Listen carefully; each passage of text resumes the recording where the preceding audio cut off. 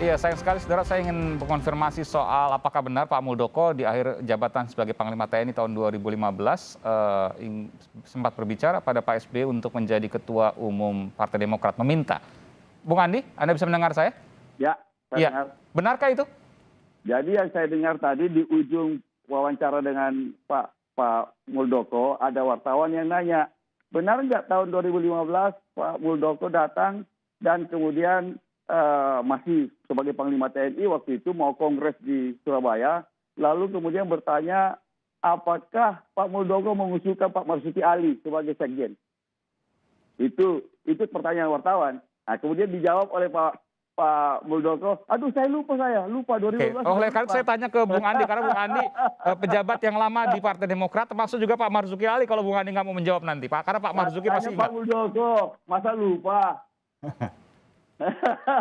Jadi benar atau tidak? Betul sempat meminta jabatan Ketua Umum Partai Demokrat? Suruh pikir baik-baik, mungkin tadi pernah dipikir baik-baik. Jadi suruh tanya Pak Muldoko lagi.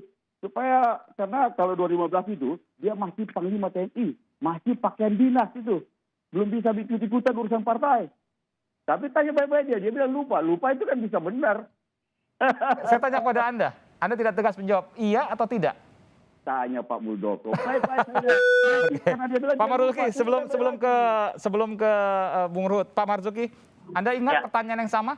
Oh. Tentu Anda masih ingat karena Anda Ketua DPR pada waktu itu, pejabat di Partai Demokrat juga. Saya justru nggak tahu.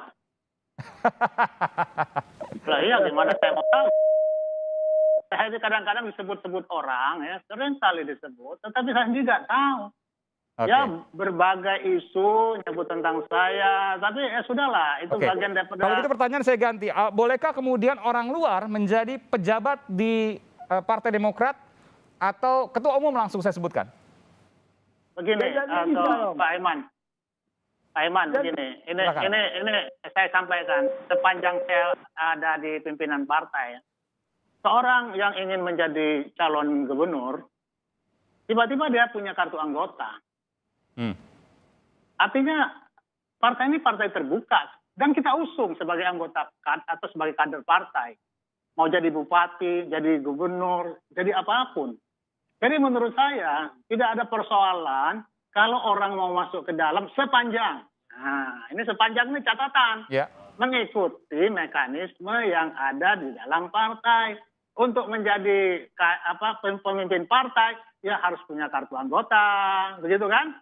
Nah, mengikuti mekanisme yang ada di internal partai. Tetapi siapapun boleh masuk di partai ini. Kalau partai ini menjadi partai tertutup, maka partai ini tidak akan pernah besar. Orang semakin tua, tidak ada kaderisasi, habis. Maka partai ini partai terbuka, siapa saja boleh masuk. Oke, saya tanya, sekarang Partai Demokrat seperti itu tidak tertutup dan kaderisasinya bermasalah? Silakan Pak Andi. Jadi begini. Sebentar Bung Andi, saya berikan kesempatan kepada Bung Andi. Saya tanya Pak Marzuki dulu.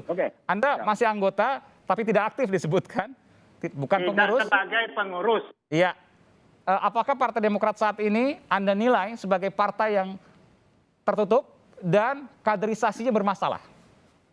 Jadi begini, saya ingat ini komitmen Pak SBY pada saat mengajak kami ini berjuang di dalam partai.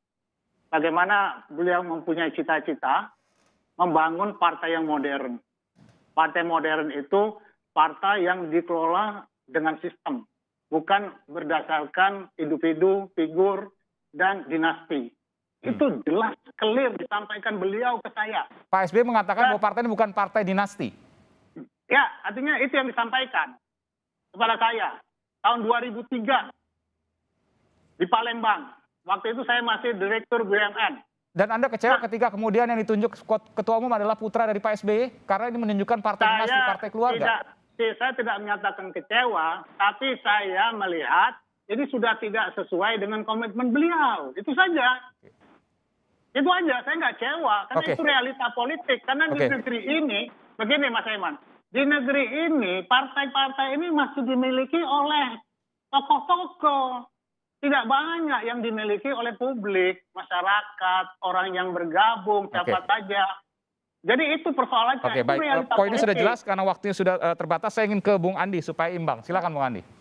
Jadi tidak bisa orang yang bukan anggota partai mau jadi ketua umum partai Demokrat. Iya, harus punya Nah, kartu maksud saya anggota. rasa Tapi semua yang partai juga jawaban begitu. pertanyaan Tapi tadi, kalau jawaban dari mau Pak masuk Marzuki dalam bahwa partai, kecewa dengan pernyataan dari Pak SBY yang bukan partai dinasti, Partai Demokrat, tapi kemudian tidak sesuai dengan komitmen dengan menunjuk ketua umum, dengan memilih ketua umum atau merestui ketua umum dari putranya.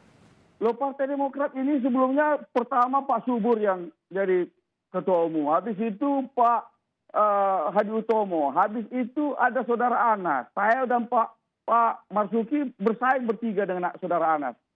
Mana dinastinya? Bahwa sekarang kader terbaik itu namanya AHY, Agus Harimurti Yudhoyono. Coba lihat pollingnya. Di semua kader Demokrat, polling paling tinggi ya AHY. Sekarang ini polling Partai Demokrat ini lumayan karena semua lembaga polling mengatakan apa? 11-12%. Oke. Jadi Demokrat ini lagi seksi, mau diambil alih.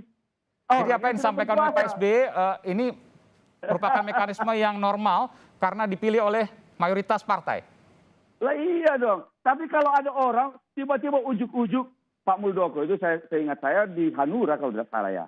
Jadi kalau di Hanura, lo kan tiba-tiba mau jadi ketua umum di Partai Demokrat. Mestinya ambisi beliau jadi ketua umum di Hanura. Oke.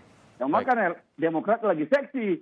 Jadi kan begitu. Jadi ya bener aja lah. Tapi mudah-mudahan beliau sudah menyurutkan langkah. Itu Baik. kali itu kita apresiasi lah. Baik, ini waktu sudah habis. Saya berikan kesempatan terakhir ke Bung Ruhut. Silakan. Ya, saya yang terakhir, saya hanya ingin menggarisbawahi Pak Andi Malarangeng, tolong jangan kait-kaitkan era Pak Joko Widodo ini mau seperti Orde Baru. Orde Baru yang sangat teraniaya ketua umum kami, Ibu Megawati Soekarno Putri.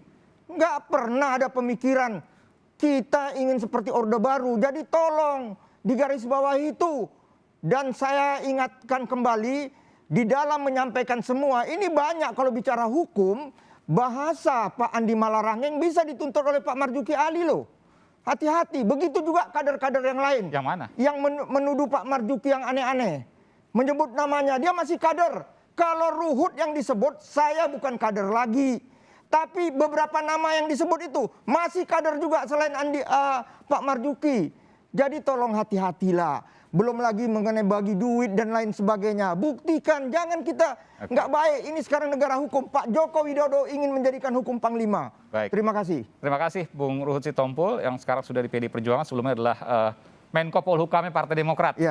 Ketua DPP bidang Polhukam. Kemudian Sekretaris Majelis Tinggi Partai Demokrat Andi Malarangeng. Dan juga saya sebut Sekjen Partai Demokrat 2005-2010 dan Ketua DPR 2009-2014 ya. Pak Marzuki Ali dari Partai Demokrat yang sekarang dikatakan 6 tahun tidak aktif atau Pak Marzuki mengatakan tidak atau bukan pengurus. Tentu ini menjadi sebuah polemik yang akan terus berkembang dan kami terus menunggu Bung Andi bukti-bukti yang kemudian bisa disampaikan. Ini tentu menjadi penting ketika kemudian kita membahas soal ini. Terima kasih. Semoga ini cepat clear ya, kemudian bisa jelas terang benderang apa yang terjadi. Terima kasih. Amin. Pak Marzuki, Mas Andi, dan juga Bung Ruhut telah memberikan informasi di Sapa Indonesia Malam. Saudara, ini adalah akhir dari Sapa Indonesia Malam. Saat lagi Anda akan menyaksikan